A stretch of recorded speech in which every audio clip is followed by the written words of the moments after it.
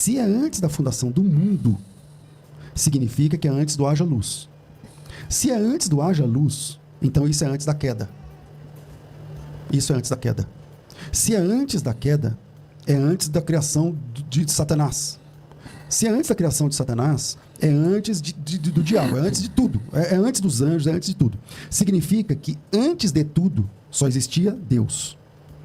E esse Deus, que existe na doutrina cristã plenamente, em 3 pessoas distintas, Pai, Filho e Espírito Santo, esse Deus planejou a redenção antes da criação. Leio de novo o texto de 1 de Pedro, capítulo 1, versículo 18. Sabendo que não foi mediante coisas corruptíveis, como prata ou ouro, que fosse resgatados do vosso fútil procedimento, que os vossos pais vos legaram. Mas pelo precioso sangue, como de cordeiro sem defeito, sem mácula, sangue de Cristo, conhecido com efeito antes da fundação do mundo.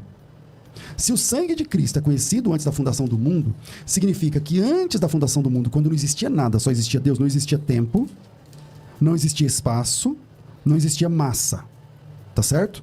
Só existia Deus. E Deus é não temporal, não espacial. Tá certo?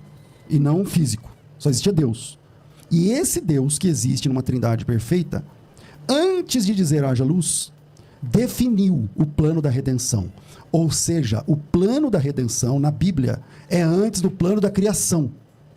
Só compensou para Deus dizer haja luz, porque antes disso, ele já sabendo o que ia acontecer, resolveu orquestrar o plano da redenção. Por isso que a Bíblia diz nesse texto que sem defeito, sem mácula, o sangue de Cristo, conhecido com efeito antes da fundação do mundo.